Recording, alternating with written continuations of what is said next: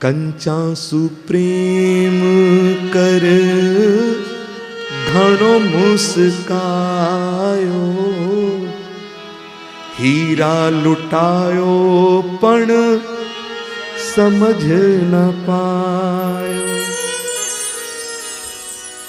हाथ न आयो कछु, हाथ न आयो कछु, तृष्णा भड़क रही, मुट्ठी की रेत जइया समय सरक रही। मुट्ठी की रेत जया समय सरक रही। आंखों में किसान के आंसू छा गए जब बड़े भाई के खेत का धान बड़ा भाई छोटे भाई के में रखता है और आंसू पहुंचता है।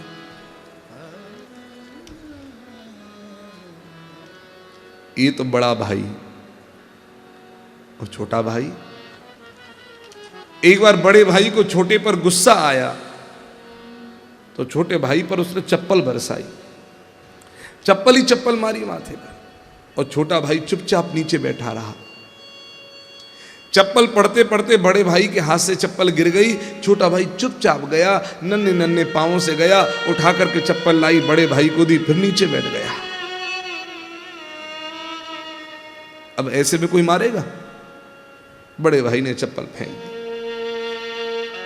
छोटा भाई प्रणाम करता है, जहां बड़े भाई खड़े होकर मार रहे थे उस चरण चिन्ह बना था उसको प्रणाम करता है, और प्रणाम करके उठ करके चौका में जाता है, और चौका में जाकर के पहले भोजन चौके में ही होते थे ब्यारू। पत्नी घूंघट लगा रखी है, थाल सामने है, तुरंत प्रणाम करके अन्नपूर्णा को और एक ग्रास तोड़ करके सब्जी लगाकर खाने को उद्यत हुआ। पत्नी ने इतना ही कहा कि चप्पल के हाथ हैं, कम से कम हाथ तो धोए ले।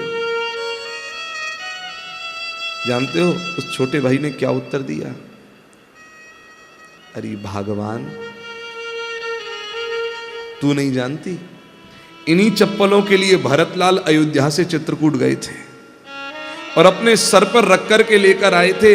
आज मेरा कितना बड़ा भाग्योदय हो गया है कि भरतलाल तो एक बार सर पर चप्पल रख कर लेकर आए थे, मेरे भाई ने न जाने कितनी कृपा करी कि मेरे सर पर अनेक बार चप्पल रख दी अपनी। मेरा जीवन आज धन्य हो गया, मैं क्या बताऊं। अब ऐसे विचारक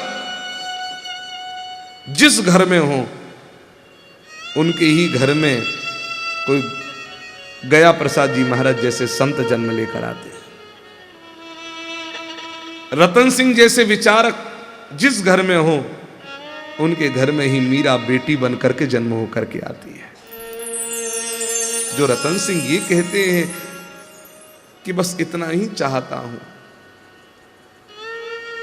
नेक में इतना ही मांगता हूं कि हमें मृत्यु के अलावा मुझे कोई आपसे अलग ना कर सके।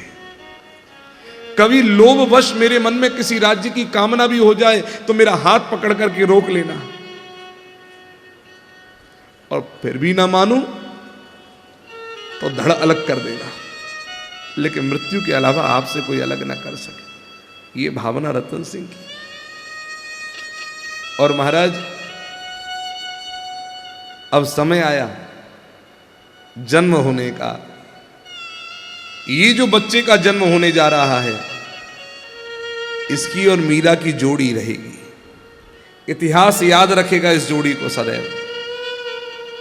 ये भाई बहन की जोड़ी, इसको इतिहास याद रखेगा। वीरमदेव के पुत्र महान योद्धा जयमल का जन्म मेड़ता में हुआ, और जो जन्म हुआ है तो तोपों की गूंज से और महाराज पूरा मेड़ता गुंजायमान हो गया है। चारों तरफ जय जयकार हो रही है। चार भुजानाथ की जय हो, चार भुजानाथ की जय हो। घर का कुल दीपक आ गया, घर का कुल दीपक आ गया। चार भुजानाथ की जय हो। महाराज जो भी आ रहा है, दासी ने समाचार दिया, स्वर्ण मुद्राएं लेकर के दासी को दे दी, हार उतार करके दे दिया, और महाराज दादोसा दाता हुकुम बड़े प्रसन्न हो रहे हैं, बहुत प्रसन्न, सारे घर में खुशियां छा रही हैं। जो आ रहा है, जिनके पिता नहीं है, जिनके पिता नहीं है, वो यदि आते हैं तो तुरंत अपने हाथ से 5 मोहर लेकर के उनको देते हैं दाता हुकुम। जितनी प्रजा आ रही है इनके पास में, और जिनके घर भरे हुए हैं वो खुद दाता हुकुम की न्यौछावर कर करके डाल रहे हैं, बीरम देव की न्यौछावर करके डाल रहे हैं। नगर सेठ पहुंच गए। नगर सेठ ने आकर के महाराज खूब दिया, दान पुण्य किया, महाराज की सेवा में भेंट दी है, और भेंट देकर के चरणों में प्रणाम किया। दाता हुकुम, मैं आपसे क्या मांगू, बस आज कुल का दीपक आ गया है, हृदय प्रसन्न हो गया है, तो अब एक ही चीज है, अपनी प्रसन्नता से जो नेक दे सकते हो वो मुझे दे दो। आपके हाथ का दिया हुआ चांदी का एक छोटा सा सिक्का भी मेरे लिए बहुत बड़ा प्रसाद के रूप में प्राप्त होगा मुझे। दाता हुकुम को सब मानते हैं। महाराज लेकर के अपने गले का हार सुवर्ण का हीरे जड़े हुए वो तो भेंट कर दिया दासी को, और अपने हाथ के हीरे की अंगूठी उतार करके उसकी झोली में डाल दी है। माथे से लगा करके इसको नगर सेठ वहां से चला है। महाराज जब एकांत में दाता हुकुम अर्थात रावदूदा और वीरम देव जी साथ बैठे हुए थे, तो तुरंत रतन सिंह जी वहां पर आ गए हैं, और रतन सिंह जी ने आकर के अपने झोली फैला ली है। किनके आगे? बीरम देव जी के आगे, और कहा, बेटे होने की बधाई का नेक नहीं दोगे दादा भाई? अब बगल में बैठे हैं बाप, और छोटा भाई नेक मांग रहा है कि बाप बने हो तो नेक तो दो। अब बीरम देव की स्थिति ऐसे है कि काटो तो खून ना बहे, और स्थिति ये कि धरती फट जाए तो तुरंत समा जाए उसमें। मन ही मन में कहने लगे, अकेले में मिल तब तुझको बताता हूं नेक क्या होता है। और तुरंत झोली फैलाए हुए रहे, और कहते हैं कि देखो ना दाता हुकुम, बड़े भाई से नेक मांग रहा हूं और बड़ा भाई तो मेरे को नेक देता ही नहीं है। तुरंत मुस्कुरा करके रावदूदा ने कहा, क्यों वीरम देव, ये कृपणता तुम में कब से आ गई? अरे भाई वो नेक मांग रहा है भाई तुम्हारा छोटा, नेक तो दे दो। अब इधर से बाप और इधर से बेटा, वीरम देव की स्थिति ऐसी हो गई कि तुरंत खड़े होकर के पीठ कर ली, तो तुरंत रतन सिंह ने उनका अंगरखा पकड़ लिया, और अंगरखा पकड़ करके देखो ना दाता हुकुम कैसे जा रहे हैं। तो दाता हुकुम बोलते हैं, अरे रतन सिंह, तू ऐसा क्या नेक मांग रहा है जो वो इतना संकोच कर रहा है? तो कहे, जो नेक मांगूंगा वो तो तब जब ये बैठेंगे यहां पर तब। बीरम देव अपना सिंहासन ग्रहण करो। बीरम देव मन ही मन में कहते हैं, बच्चू मिल मुझसे अब अकेले में, तेरे को छठी का दूध याद नहीं दिला दिया रतन सिंह, तो मैं वीरम देव नहीं। और महाराज वीरम देव सकुच आकर के बैठ गए। हुकुम दाता हुकुम, मांगो क्या नहीं मांगना है। सेवक आया हुआ था, रतन सिंह ने अपने दोनों हाथों से 5 मोहर रावदूदा के मस्तक से और 5 मोहर लेकर वीरम देव के मस्तक से और न्यौछावर करके दास दासियों को लुटा दी, और हाथ जोड़ करके कहते हैं, दादा भाई मैं केवल एक ही चीज मांगता हूं, ये प्राण ही निकले तब आपसे मेरा जीवन अलग हो सके। जब तक यह प्राण शरीर में रहे मैं आपसे कभी अलग ना हो सकूं। राज्य के लोभ वश यदि मुझे कहीं जाना भी पड़ रहा है तो हाथ पकड़ करके जबरदस्ती मुझे रोक लेना, और यदि उसके बाद भी ना मानूं तो अपनी तलवार निकाल करके मेरी गर्दन धड़ से अलग कर देना। लेकिन इतना ही मांगता हूं कि आपसे मैं कभी अलग ना हो सकूं। आप मेरे स्वामी रहो और मैं आपका चाकर बन करके आपकी सेवा करूं। जय बीरम देव की आंखों से आंसू, रावदूदा रो पड़े। बीरम देव अब सहन नहीं कर पाए, खड़े होकर के अपने रतन सिंह भाई को छाती लगा लिया। बोले, हमको मौत ही अलग कर पाएगी एक दूसरे से, और कोई अलग नहीं कर सकता। दोनों भाइयों ने मिलकर रावदूदा को प्रणाम किया। रावदूदा ने माथे पर हाथ रख करके दोनों को छाती से भींच लिया है। हे चार भुजारा नाथ, मेरे परिवार पर इसी प्रकार से कृपा बनाए रखना, इन भाइयों में इसी प्रकार से प्रेम बनाए रखना, बस और कुछ नहीं चाहता। और महाराज रतन सिंह बोलते हैं कि सबसे बड़े हुकुम के पास जाकर के एक बार प्रणाम कर लिया जाए। हाँ हाँ क्यों नहीं। चार भुजारानाथ के मंदिर में गए हैं रतन सिंह महाराज, दादा भाई, साथ में जोशी जी हैं और भी कई सेवक हैं। जाकर के दोनों भाइयों ने अपने माथे के मुकुट पगड़ी सब उतार करके चरणों में रख दिए हैं और प्रणाम किया है। चार भुजारानाथ, थारी कृपा हम सब पर बनी हुई है। बस ऐसी कभी नौबत ना आवे कि भाई भाई की आपस में तलवार टकरावे। आज भले ही हमारे वो दो भाई जोधपुर में हैं, लेकिन हम इतनी ही प्रार्थना करते हैं कभी उनके सामने भी हमें तलवार उठाने का अवसर प्राप्त नहीं हो। हम भाइयों में आपस में प्रेम बना रहे, मौत के अलावा हमें आपस में कोई अलग न कर सके। सब बच्चों पर अपनी कृपा बनाए रखना। आंखों में आंसू भरे जोशी जी कहते हैं, आज मुझे ऐसा लगता है कि तुम लोगों को देख करके कलयुग दुम दबा करके यहां से भाग गया है। अरे आप लोगों को देख करके तो ऐसा प्रतीत होता है जैसे आज राम और भरत का मिलन एक साथ हुआ है। ये प्रेम सदा ही बना रहे, कभी किसी बुरे की नजर न पड़े। राजपूतों में आपस में यदि ऐसा ही प्रेम होता तो कहना ही क्या था। आपका परिवार बचा हुआ है, ठाकुर चार भुजारानाथ चारों भुजाओं से आपके परिवार की रक्षा करें। और उसी समय महाराज सब ने जय जयकार करना शुरू कर दिया है। कहते हैं महाराज, चार भुजारानाथ की जय हो, गिरधर लाल की जय हो, गोवर्धन नाथ की जय हो, डाकोर जी महाराज की जय हो, द्वारिकाधीश की जय हो, महाराज कुंवर की जय हो। महाराज सब ने जय जयकार करी। और उसके बाद 1.25 महीना बीता है। 1.25 महीना बाद रतन सिंह ज्योतिषियों ने जो बात कही, रावदूदा को राजपुर राज ज्योतिषी आ गए। उन्होंने कहा, महाराज ये बालक जो जन्म लेकर आया है जयमल, इसकी कुंडली को देख करके हम ये कह सकते हैं कि देश का एक महान योद्धा होगा। ये इसका नाम सुनते ही जब इसका नाम जय जयकार होगी, मेड़ता के जयमल नरेश की जय हो, कुंवर जयमल की जय हो, जब जय जयकार होगी तो सैनिकों के छाती के जो ये बंद होते हैं ये टूट जाएंगे, अंग रखे के बंद टूट जाएंगे। भाव कि सैनिकों में इनका नाम सुनकर के इतना जोश आ जाएगा कि छाती चौड़ जाएगी। और एक महान भक्त भी होंगे। रावदूदा प्रसन्न हो गए। मीरा देख देख करके खुश हो रही है, मेरा छोटा भाई आया है, छोटा भाई। वो लाड़ लड़ाती है।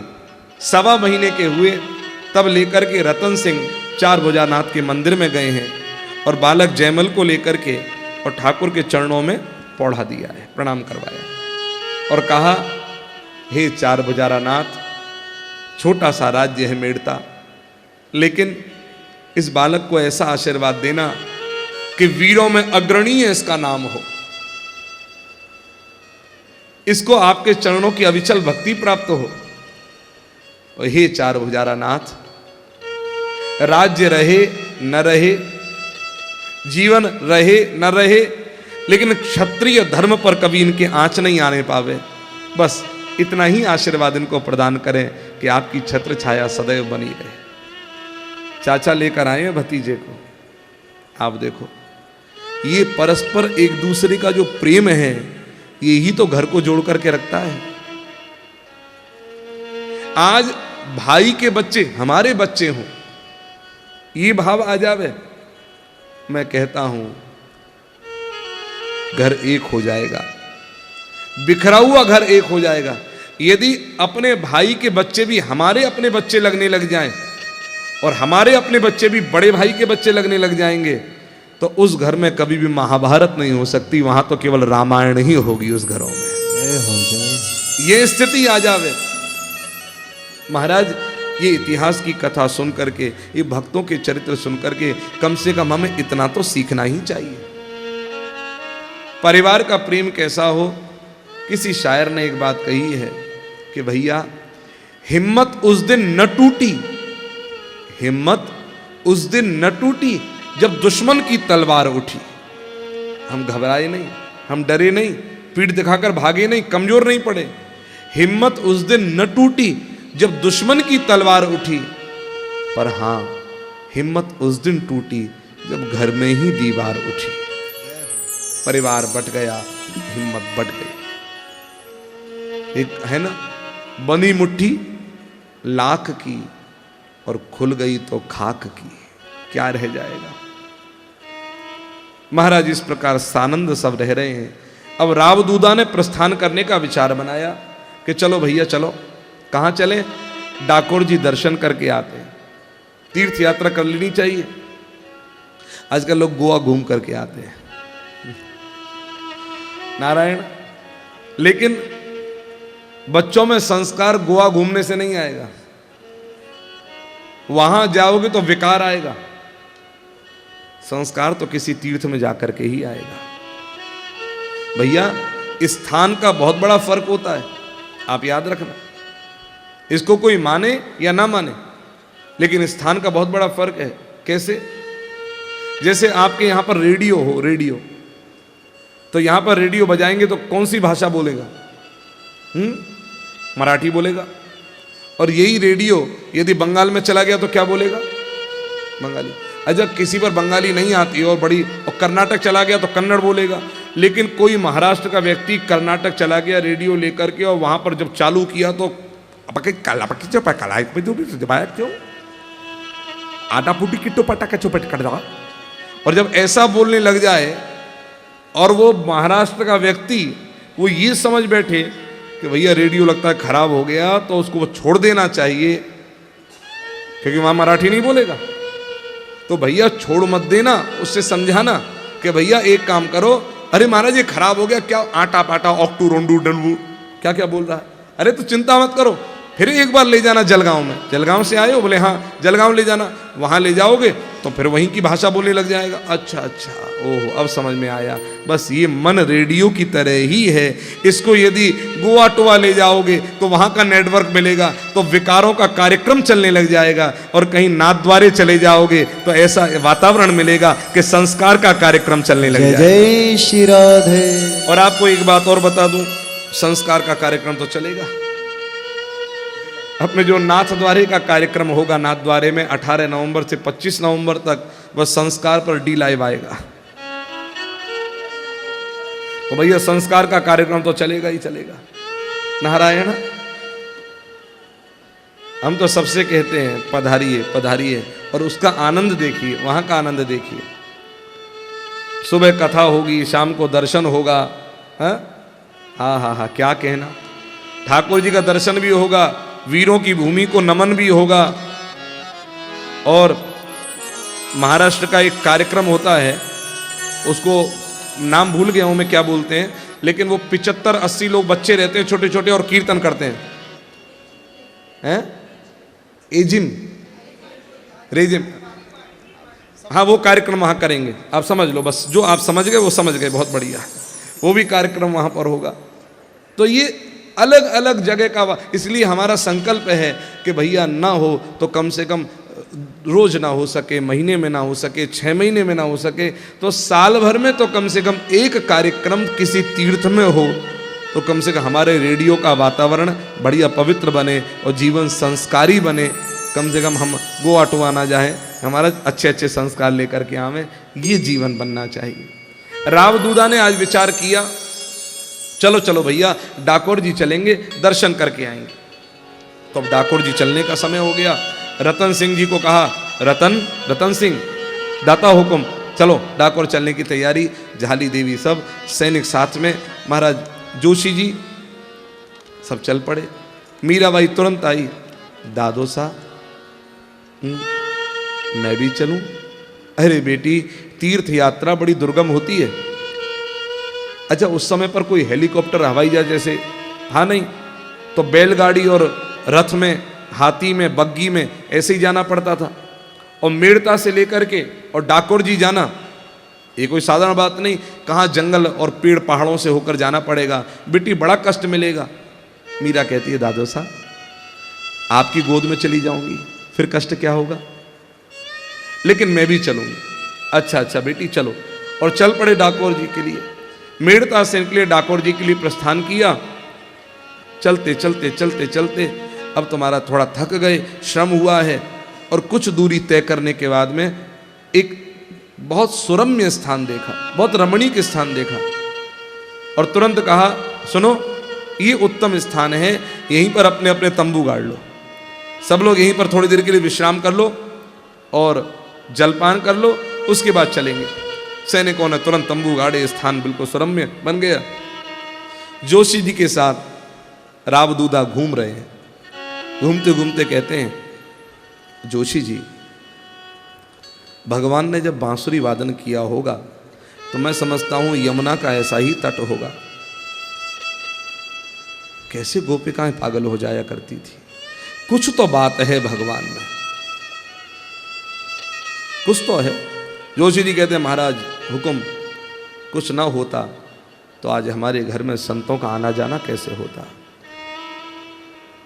वास्तविकता में तो वह घर बड़ा भाग्यशाली है जहां संतों का आना जाना निरंतर चलता रहता है। विदुर जी महाराज के एक प्रसंग में लिखा है कि महाराज एक शब्द प्रयोग हुआ है, तृतीय स्कंद का पहला श्लोक है, क्षत्रावनम प्रविष्टेन त्यक्त्वा स्वगृह मृद्धिमत। विदुर जी महाराज घर छोड़ करके चले गए। कैसे घर को छोड़कर चले गए? बोले रिद्धिमत घर को। रिद्धिमत माने रिद्धि सिद्धि, जहां अखंड वास करती है, ऐश्वर्य संपन्न घर। लेकिन विदुर जी का घर ऐश्वर्य संपन्न था ऐसा कहां लिखा है? विदुर जी तो दासी के पुत्र थे। तो त्यक्त्वा स्वगृह रिद्धिमत, इसका मतलब अब यह विचार करना है कि किसी व्यक्ति की रिद्धि क्या है, उसके जीवन की रिद्धि क्या है। दुर्योधन का घर रिद्धिमत या विदुर जी का घर रिद्धिमत। एक घर में सब संपन्न है, एसी लगे हैं, टीवी लगा है, sofa set, double bed set, crockery set, सब कुछ है। लेकिन सब कुछ होते हुए भी कभी कोई संत उस घर में आकर के झांकता नहीं है। और एक घर ऐसा है जहां कुछ भी नहीं दिख रहा है, ऐश्वर्य का टूटी हुई सी खाट है, झोंपड़ी भी टूटी हुई है, रहने को बिछौना भी नहीं है, लेकिन संतों का आना जाना निरंतर लगा रहता है। दाल बाटी चूरमा महाराज संत चकाचक प्रसाद खाते रहते हैं। एक वो घर है जहाँ सूखी रोटी भी चकाचक खाएंगे। अब आप मुझे बताओ, लेकिन संत आएंगे तो एक वो घर है जहाँ संत झांकते नहीं हैं, और एक घर वो है जहाँ संत जाने से अपने आप को रोक पाते नहीं हैं। तो किसका घर रिद्धिमत है? तो कहा भैया वह घर रिद्धिमत है दुर्योधन का, जहाँ कृष्ण ने 56 भोग को छोड़ दिया, या विदुरानी का घर रिद्धिमत है विदुर जी का, जहाँ केले के छिलके भी ठाकुर ने चाव से खा लिए। एक भक्त की सबसे बड़ी रिद्धि यही है कि संतों का आना जाना लगा रहे। अचानक झाली ने कहा, अरे मीरा को बुलाओ। भोजन भी नहीं किया मीरा ने, सुबह से चली है। मीरा को देखा, मीरा दिखाई न दी। रानी सा मीराबाई तो कहीं दिखाई नहीं दे रही। मीराबाई सा, अरे देखो किसी तंबू में होगी, न जाने कहां कहां चली जाती है। सब जगह देख लिया लेकिन मीराबाई का पता ना चला। अब तो तुरंत हलचल मच गई, मीराबाई सा कहां, मीराबाई सा कहां। सब ढूंढने में लग रहे हैं। रावदूदा के पास समाचार पहुंचा कि मीराबाई सा कहीं मिल नहीं रही हैं। रावदूदा बोले, अरे बच्ची है, कहीं होगी, देखो अच्छी तरह से। सब ढूंढने में लग रहे हैं, सबके नेत्र व्याकुल हैं। अचानक एक व्यक्ति ने तुरंत कहा, सरिता के तट पर खड़े हुए व्यक्ति ने, अरे अरे वो देखो, वो रही मीराबाई सा। दूर एकांत में खड़ी हुई मीराबाई। और सबने क्या देखा? मीराबाई वहां पर बैठी हुई है और एक काले रंग का सर्प ऊपर फन फैलाए हुए है।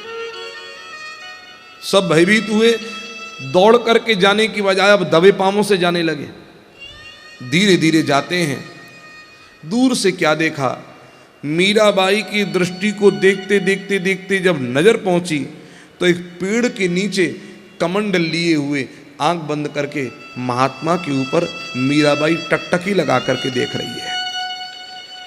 टकटकी लगा करके दबे पांवों से गए, संत ने तुरंत नेत्र खोले, दूर उस कन्या को देखा, जय सच्चिदानंद कहकर के हाथ ऊपर किया। वो सर्प जो था आहट सुनकर के तुरंत वहां से निकल गया। रामदूता दौड़ करके गए हैं, बेटी मीरा को उठा करके छाती लगा लिया और दूर नदी के पार वो संत थे, जल में जाते हुए उसको लेकर के गए, संत को प्रणाम किया, संत ने आशीर्वाद दिया। मीरा ने प्रणाम किया सबसे पहले, तो जो प्रणाम किया तो मीरा के प्रणाम करने के ढंग को देख करके संत दंग रह गए। उससे पूछते हैं, क्या नाम है वत्से? मीराबाई प्रणाम करके बोलती है, मैं राठौड़ की दूधावत शाखा में उत्पन्न मीरा हूं महाराज। इस प्रकार से इतने शालीन उत्तर को सुनकर के संत दंग रह गए। फिर पूछते हैं, और ये जो खड़े हैं ये कौन है? मीराबाई उत्तर देती हैं, ये इस देह के पितामह दूधाजी राठौड़ है महाराज। इतनी छोटी सी कन्या इस प्रकार के उत्तर देवे तो तुरंत संत बोलते हैं, राव दूधाजी राठौड़ जी, आप भाग्यशालिनी हैं जो ऐसी कन्या आपको पौत्री के रूप में प्राप्त हुई है। तुरंत महाराज बोलते हैं, तो चार भुजारानाथ की कृपा है महाराज, और आप जैसे संतों का आशीर्वाद प्राप्त है महाराज। इस जंगल में आप जैसे संत का दर्शन प्राप्त हुआ, ये हमारे ऊपर भगवान की बहुत बड़ी कृपा है। अब एक कृपा और कर दें, हम शिविर लगा रखे हैं, अगर आप आकर के प्रसादी पालेंगे तो मेड़ता धन्य हो जाएगा। संत ने इतने नम्र निवेदन को स्वीकार किया। ये संत कौन है जानते हो? परिचय हुआ तब पता लगा ये योगी निवृत्तिनाथ हैं, दक्षिण से आए महान संत। इनका नाम कानों ने सुना था, आज राठौड़ जी गदगद हो गए, उनका दर्शन भी कर लिया, निमंत्रण स्वीकार किया। योगी निवृत्तिनाथ पहुंचे हैं, भोजन प्रसाद पाया है, और भोजन प्रसाद पाने के बाद में सत्संग प्रारंभ हो रहा है। जो सत्संग हो रहा प्रारंभ, मीरा को बुलाया, मीरा सुन करके तुरंत बगल में अपने दादो सा के पास आकर के बैठ गई है। सत्संग सुनते सुनते आनंद ले रही है। जब सत्संग पूर्ण हुआ, अब भक्त और भक्त का सत्संग प्रारंभ हो रहा है। मीराबाई बैठी रह गई, बार बार योगी निवृत्तिनाथ की दृष्टि उस छोटी सी कन्या मीरा पर पड़ती है। कथा सत्संग सुनाते सुनाते बार बार उसको देखने लग जाते हैं। न जाने क्यों आज मनी मन में कहते हैं, अरे योग तेरा कहाँ चला गया? योगी ये चित्त तेरा इतना व्याकुल कैसे हो रहा है? बार बार इस कन्या को क्यों देख रहा है? क्या बात है? वात्सल्य भाव उमड़ रहा है। सत्संग पूरा होते ही उन योगी राज ने एक बात पूछी, बेटी मीरा, हुकुम, तुम नदी में क्या देख रही थी? ऐसा क्या देख रही थी नदी में? तो मीराबाई कहती हैं, हमारे पूज्य जोशी जी कहते हैं कि भगवान का जो वर्ण है ना, हाँ हाँ, वो नील वर्ण है या मेघ वर्ण है। और मैं जब देख रही थी, इस पानी का जो वर्ण है आज मुझे भगवान का जैसा वर्ण दिखाई दे रहा था।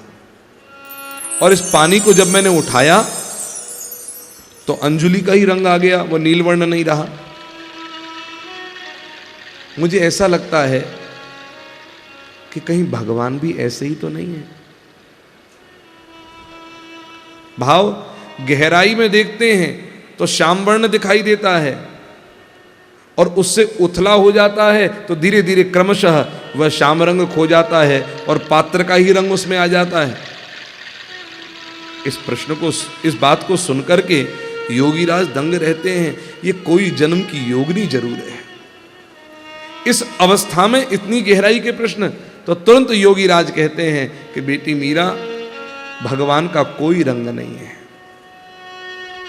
वह तो भक्त की भावना के रंग में आकर के रंग जाता है।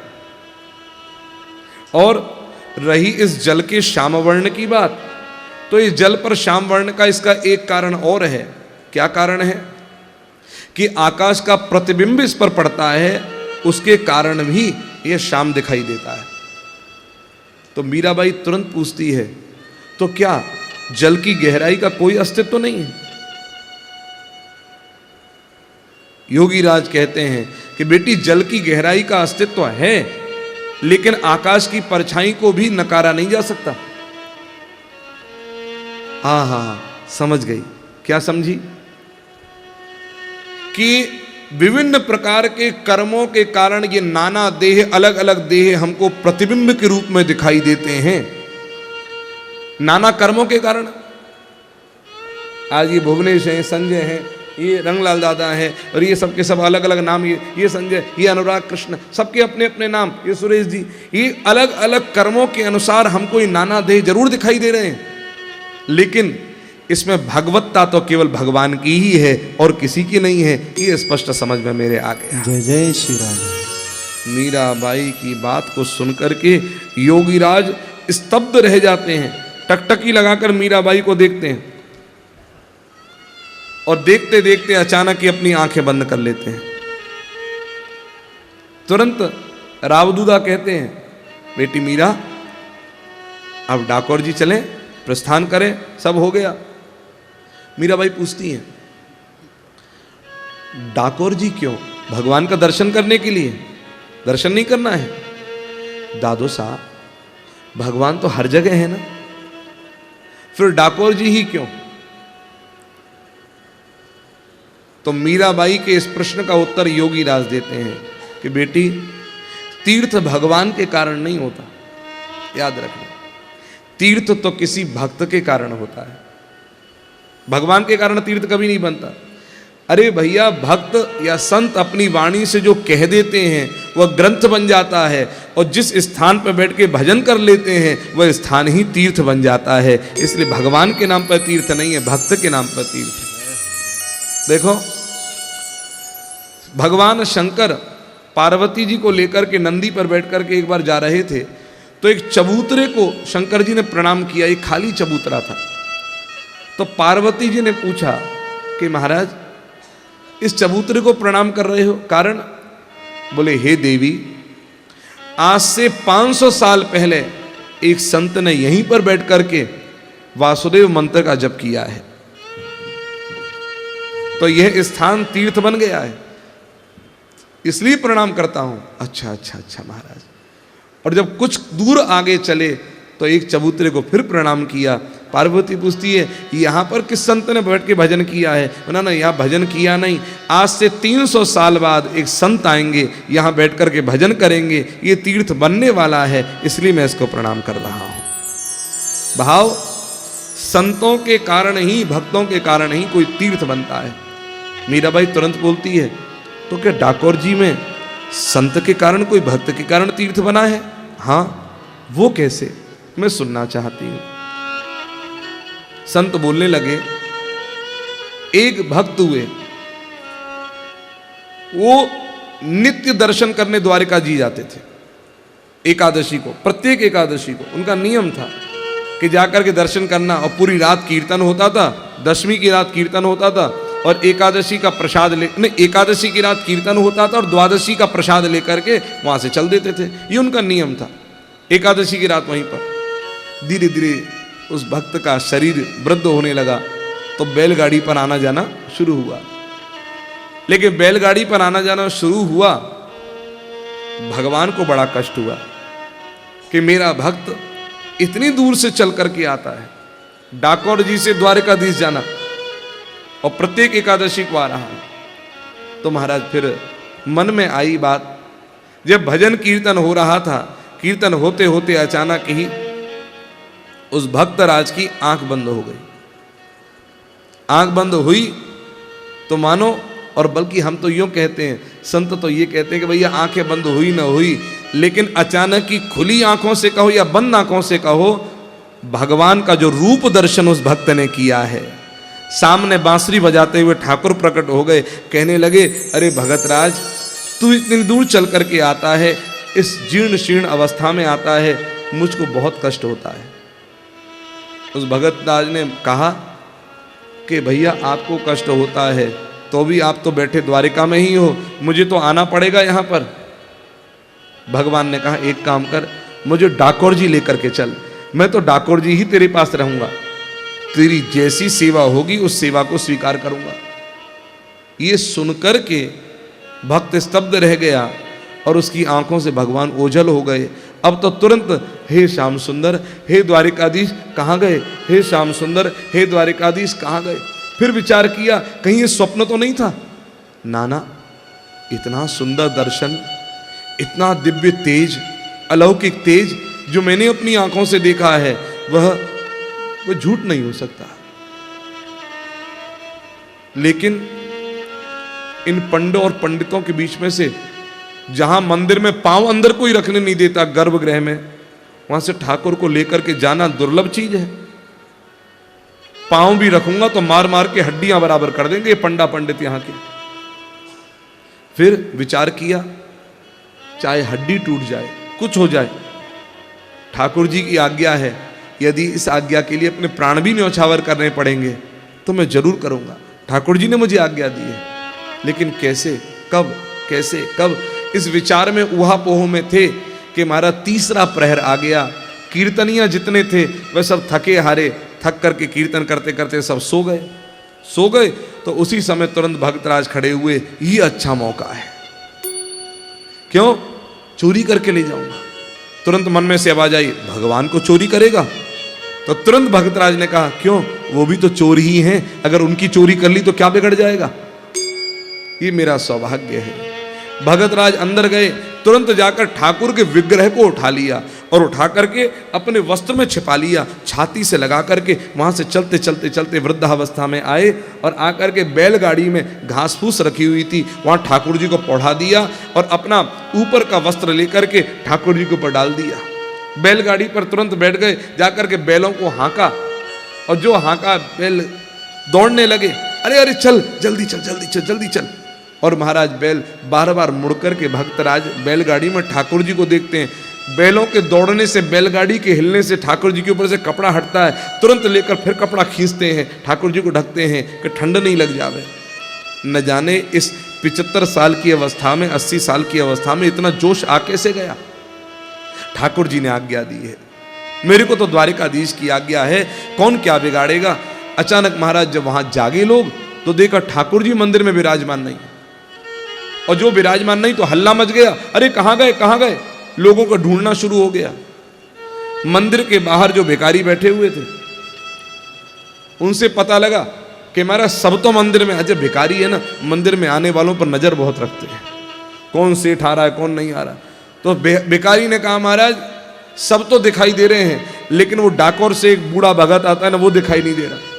तो तुरंत पंडित पुजारियों ने क्या किया, अलग अलग दिशा में तो टुकड़ी भेजी है घोड़ों पर बैठाकर, और एक तीव्र गति से घुड़सवार जो थे वो डाकोर जी की दिशा में भेज दिए। कुछ ही पल में घुड़सवारों के घोड़ों की टाप की आवाज सुनाई देने लगी। अरे अरे, अब बैलगाड़ी, बेचारे बैल उन घोड़ों की बराबरी कहां तक करेंगे।